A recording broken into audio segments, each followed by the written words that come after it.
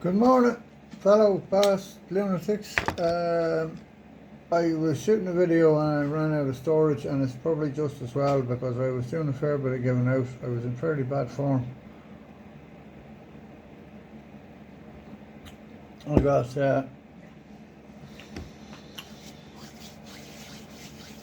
you ever get on the phone to somebody or trying to do some administration, and the minute you get on the phone you can hear in their voice this person is going to be difficult with you? Yeah, I had that yesterday, and let's just say I won't be using the credit union anymore. That's a fact. Absolute disgrace.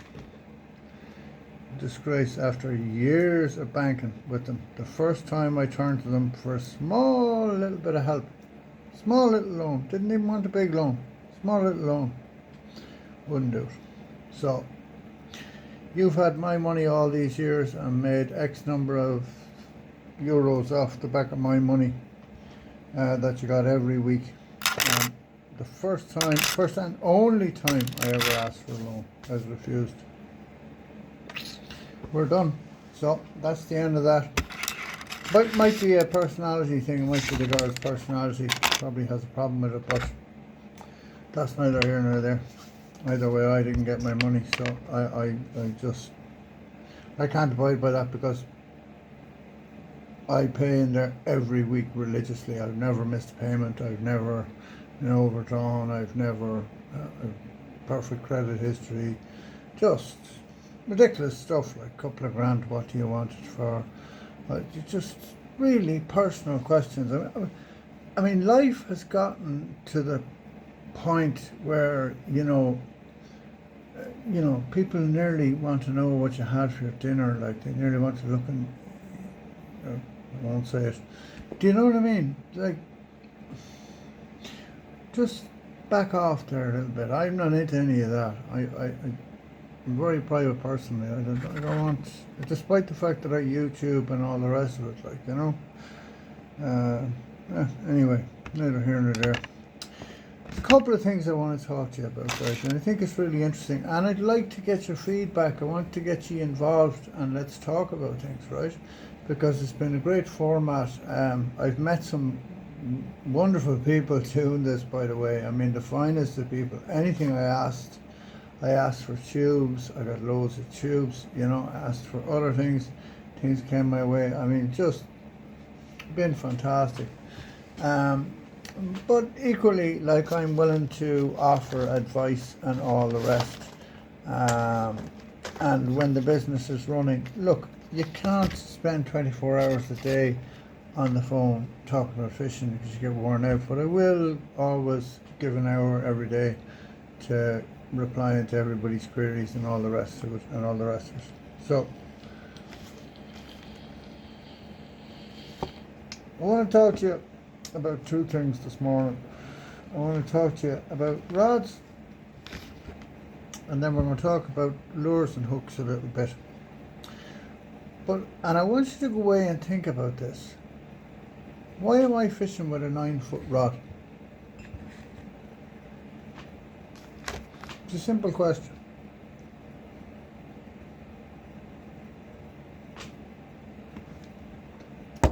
Like, why am I using a 9-foot rod?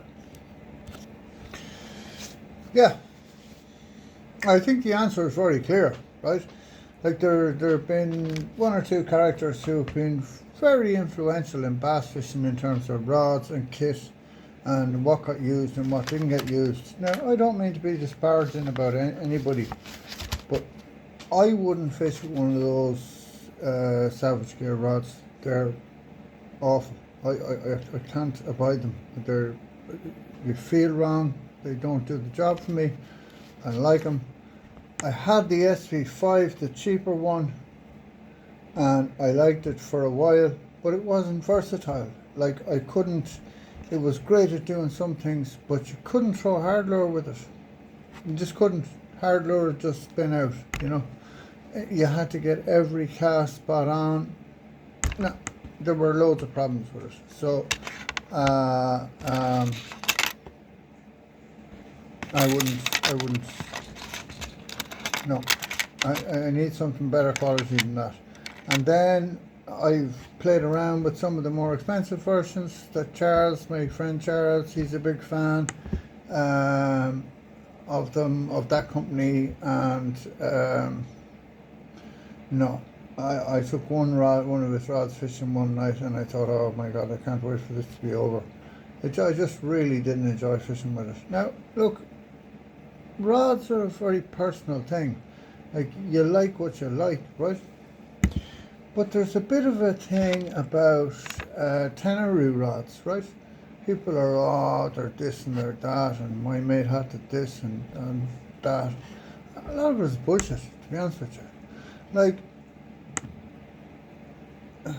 I can think of, off the top of my head now, well, I put it to you this way. If I was pulling together an Irish bass lure fishing team, I know two men I'd want on it.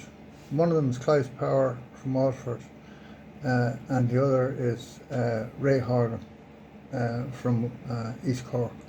I'd absolutely want those two men fishing for me, because they're both very accomplished anglers and thinking anglers, right? They understand that it's not a numbers game. They're looking for big fish, right? And they're looking for quality fish, and they're looking for innovative products, right? You know, Eric Upton, another chap from Waterford. Don't know Eric very well. I've only met him on the bank once or twice. Very talented angler, right? But what are those guys using? Those guys are using tannery rods, right? Why? Because they're high quality, absolutely high quality engineered rods. Are they too expensive? Yes, I agree, they are. I agree with you, 100%. I know what you're thinking. You're thinking, I'm not paying that money. And I agree with you. It's a huge investment. It's ridiculous. Now, what catches me though is fellas don't have any bother parting with that money to buy a pair of wading boots.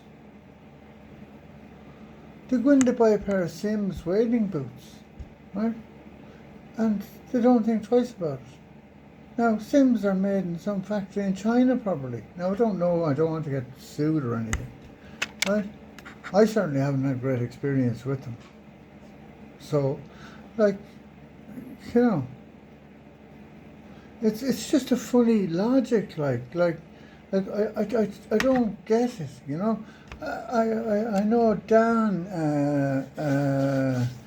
I can't, Dan Eds, I can't remember Dan's second name. He's a policeman. I know in my head is Dan the policeman, right? But he's a big guy for ultimate fishing. He uses a lot of ultimate kit, right? And he has their rods, right? If you go through their rods, you won't find a 9-foot rod. The biggest you'll find is 8'9", right? Why? Because they've been shore fishing and lure fishing a lot longer than we have in France, and they were way ahead of us in this game. And they understand that there's no advantage to it. Now, where I have upstairs, I have a surf flat from Tailwalk. It's 9'8". Now, if I'm in a big surf, that thing is a monster. It's what I need, right? I have a 90L, right? Daiwa AGS Labrax, right? That is an absolutely beautiful rod. Again, if I'm in the surf or if I'm out on the tip of the bar and I'm chucking 30-gram metals to the horizon, right, and letting them skitter down. By the way, just while we're talking about metals and the like, I have press baits there, 40 gram. I have two colours, both two different shades of blue, One of them is a mackerel and the other is a kind of a clearer blue. They're going to be on special offer when the site opens. So make sure you keep your eyes open for when the site is opening, right?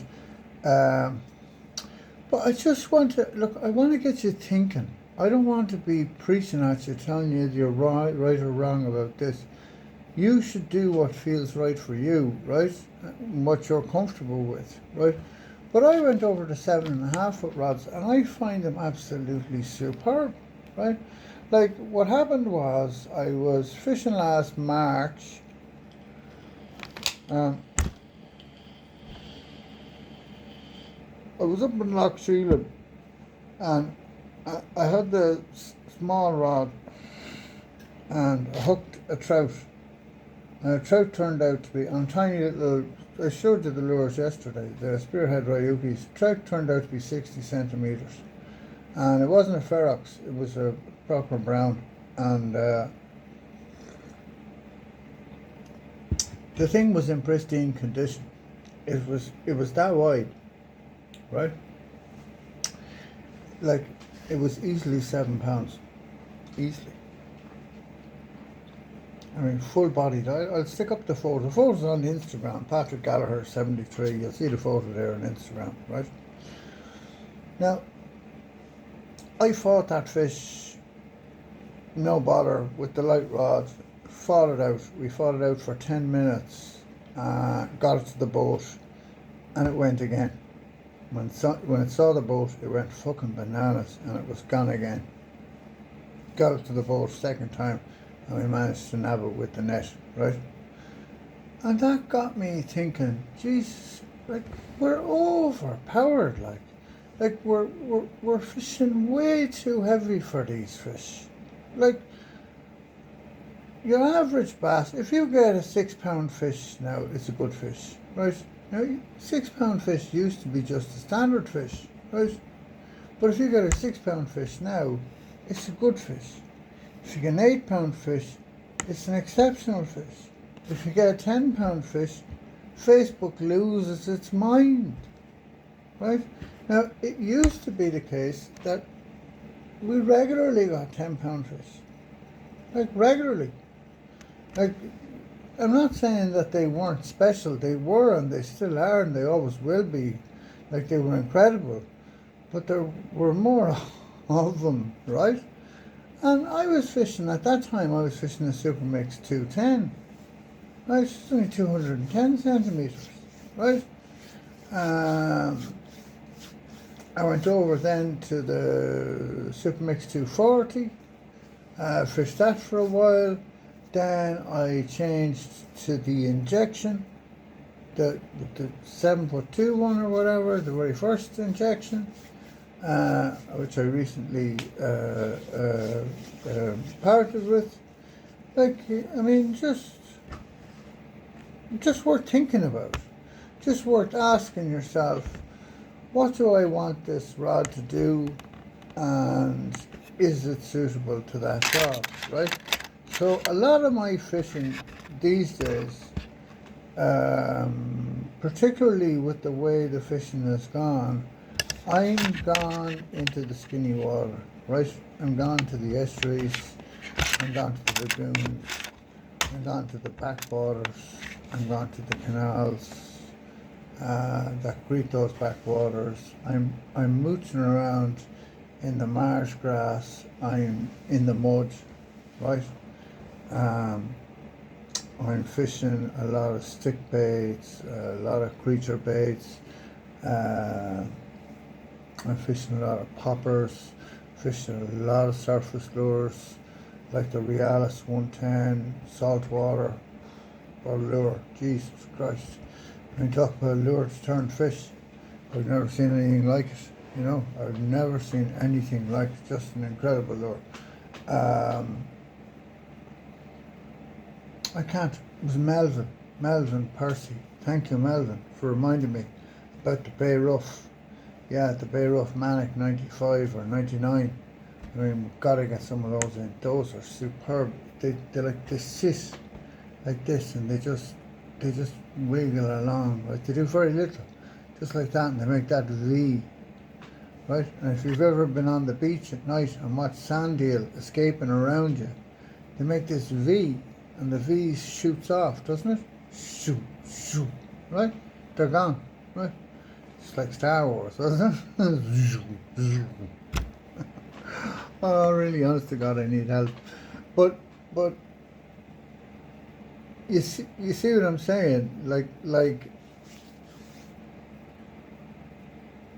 fishing is such a personal thing. But I think we've been very influenced by a very small number of voices, and I think people need to start thinking for themselves and start looking around and looking outside the box, and and and and coming away from this bog standard kind of 10 to 35 9 foot. It's going to do the job. Maybe, maybe not. You know, maybe a 7.5 foot 4 to 24 gram would actually do you much better. Now, I took that to the open beach with an 18 gram white needle, and no word of a lie, I had 20 bass that night easily, right? And 10 of them were over 65 centimeters. I mean, it was just phenomenal fishing, right? Now, we were fishing the night of the full moon. It was really, really bright. The difference was I dropped my leader right down. So low as I could go, I was down to 14 pounds Revis big trout. It's really, really hard fluorocarbon. If fluorocarbon is soft, I don't want it. I don't want anything to do with it. It'll just fall, the knot will give on it. You won't get an Albright or an FG or anything. You'll have to use super glue. Then you're dependent on the fact that the glue is going to hold. No. If I can't tie my fluoro down manually, right? Now, I'm not an FG person. I'm a double Albright with 2 half hitches, right? I always get a great kick out of this. You know, what kind of a leader guy are you? You know, some guys fish with no leader and they think it makes no difference, and that's fine. But in my experience, it makes an enormous difference, right? Like just huge, right? Particularly if you're daytime fishing or if you're fishing in bright lit night conditions, like where there's a big full bright moon in July and June, times like that, right? Makes a huge difference, right? But I just think there's room to rethink the tools we're using to do these jobs, right? Now, I'm not encouraging anybody to go spending, breaking the bank on a new tenor. I'm buying myself one. I unashamedly, hands up, right? I'm getting one. I'm also getting an 8.5 favourite, medium heavy. Not medium heavy, but heavy, up to 56 gram, right? Now, why do I want a 12 to 56 gram? Well, I'm going to Spain, and I'm going to be fishing with leerfish, big bluefish, stuff like that. So I want something that can throw really, really, you know, big, hefty kind of tuna style jerk baits and that kind of thing for those slightly more tropical fish. Myself, and I'm bringing my dad with me down after Christmas, and I might give Charlie, if you're watching, you're getting the nod. I might give Charles Nelson the nod and bring him with us, and the 3 of us go down and have a bit of a break. God knows we earned it. Right, so I wanted to talk to you about something. I wanted to show you a lure. This again was made by Clive Power. Right? Now, I want you to look at the profile on that. Clive is a very, very good angler. He's very clever. He really thinks about things. So you've got a fat senko body, right? It drops into a skinny tail. He's put a joint into the tail, and then he's got a nice sized paddler, right? It casts beautifully, right? So it is, to all intents and purposes, a variation on the swim senko, right? Which was originated by Gary Yamamoto, obviously, the Japanese lure maker. He was the first one to come up with the swim senko, right? I mean, the senko fishes as well today.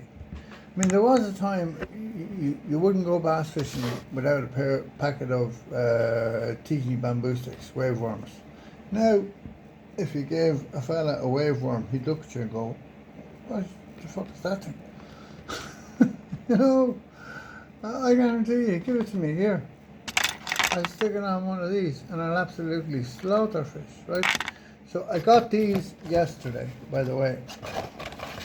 And I have to say, they really are very, very nice hooks. Now, I only have one, we won't say issue, but I only have one kind of, there's one thing that makes me a bit nervous about them, is their size. Again, it's all size, right? I don't like having more of something than I need. And I'm going to show you what I'm talking about. Actually, I need to put my glasses on to do this job. Otherwise, you can kiss goodbye to that one-up shot. It'll go the way of the world.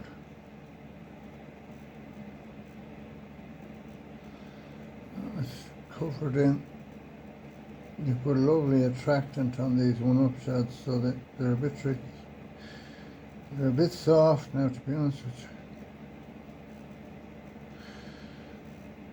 you. Just going to push that, just get it on anyway. Now, didn't do a great job of that, but doesn't matter because I just wanted to show you something. Now,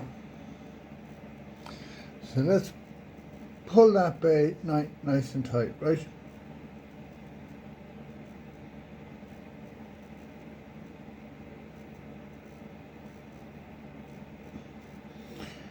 I like to have my plastics nice and tight here, right? I want that to be nice and tight. Okay, see? Right? And we pop this super invention. Now look at that. Camera on this phone is absolutely shit. Come on, autofocus work. Look how the hook sits down into it though. Look. I mean, you can pull that through anything. Right? Now my concern is this. That's my worry. Right? You actually have a whole finger of hook that you don't need. Right? Now, hang on. I probably won't have one here now. Just for spite, it'll be typical that I don't have one.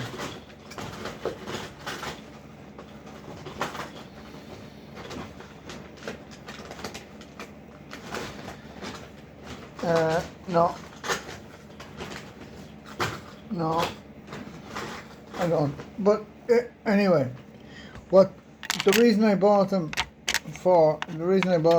was to fish them with the Megabass, the 7-inch slingshot, right? Because it has got a very wide body and a very slim tail, right? And I know that you guys are going to take some convincing to get you guys to buy that lure, because you're going to look at it online, you're going to say, no, this man has lost his way. And let's be honest, it wouldn't be the worst thing. But they really are the cheese, those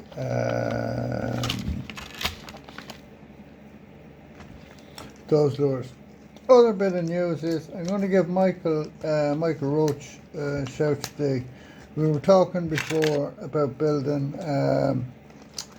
a custom rod, right? Bringing out the Pat Gallagher sea bass custom or whatever. So Patrick actually, and I would call it Patrick for a reason. I know most people call me Pat, right? And that just happened. But my mother, who is now nearly 15 years gone, who died of cancer, insisted that I be called Patrick. And I'm a spitting image of her. I loved that woman. I loved her. And if I was going to call anything, it would be Patrick. Just in honour of her. She was a special lady. If you were broken in any way, if a bird had a broken wing, if a dog got run over in the road, if a kid was in trouble in the town, if mum and dad were drinking too much or anything at all, they would end up in our house. Mrs. Meg, she used to be called, looking after them, right? That's where himself over there with the 3 legs, that's where he comes from. A long lineage of picking up scruffs and strays and waifs, and come on with us, she'll be alright. There's none of us perfect, right? You know, let he who was without sin cast the first stone. That's what I have to say, you know. I mean, I don't know. There's an awful lot of experts out there. The world is full of experts. And so far, most of them, I think they're just talking shite, to be honest with you. Yeah. And I'm only buzzing about the golfers. Sure, golf is a great game. I watch it all the time. I watch the Open every year and everything. I wouldn't wear the yellow trousers, though. The yellow trousers are just a bridge too far. I feel like you'd be like fucking Donald Trump or something. Next thing, the wind catch your hair. And it'll all go that way. So crack. Honest to God. Yeah, getting dressed up.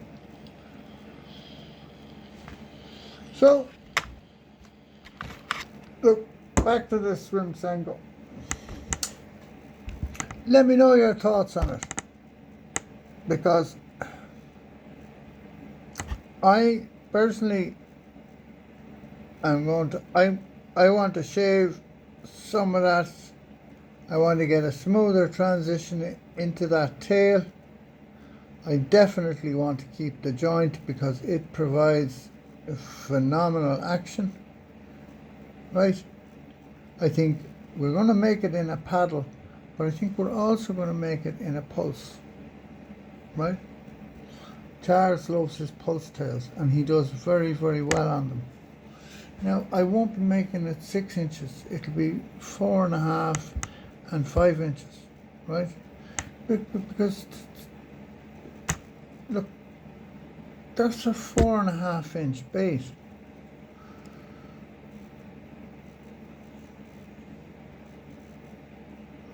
Right? I've got double figure bass. I've got an 82 centimetre bass. I'm one of those, right? So while everybody was raving on about the do-live stick and everything, the best of them was actually the small fat fella. Now, as far as I can figure out, this is actually designed for what they call backwards fishing or down fishing, right? So, how do I explain this to you? So the hook is rigged that way. Do you know what I mean? And the bait falls down and the hook sits back here. It's hard to explain, but anyway, it's a very unusual, it's for largemouth bass, right? But you have to remember the difference between largemouth bass and saltwater bass, like apart from them being totally different species of fish, is that largemouth bass, like our pike, are in an enclosed space, right? Like, can you imagine the pike in some of the lakes in Ireland? They have seen every lure under the sun twice a day, every day, since they were born.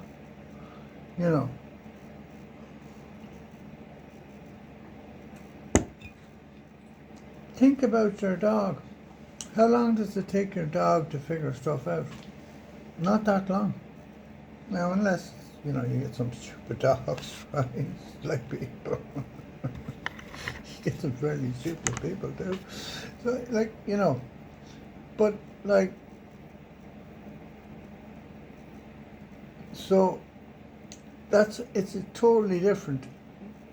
Sea bass, you know, are, there's the whole coastline to roam. You know, there's spots in West Cork I look down at and I think, Jesus, I'd say there's fish down there I've never seen a human being. You know, how would you even get down there? Like, the only way to approach it is to come at it from the boat or whatever, you know. Yeah. So that's it. Loads to chew on. I'm giving you loads to think about, and I want to hear back from you. I want to hear your opinion. I want to see what your thoughts are, right? If I were going to make a rod, what would you have me build? What do you think is the perfect? What do you fish with? You know, why? Right? You know, because I don't think, you know, we're in a place where you're not going to get one rod that does all the different jobs or whatever. So anyway, Sinead for today, Akara. So I will talk to you soon. I'd say tight lines, but hey, what are the chances of any of us fishing? Although I don't know, we might have a window, right? If you do get out there, and I just want to give a big shout out to Mike Carton. Stay strong, brother. You're something else. You're an inspiration. I mean that. You're an absolute inspiration. Thank you so much for your message yesterday. Paddy's Day, me and you, we're going to hit the water. Whether we find some fish or not, who gives a shit? We're going to hit the water either way, right? You've a lot on your plate, man. I admire you. You're doing a great job, you know. And like you said yourself, they all count. Every one of them's a bass, right? So that's it, guys. In the meantime, stay well, stay strong, stay safe, and we'll talk to you soon.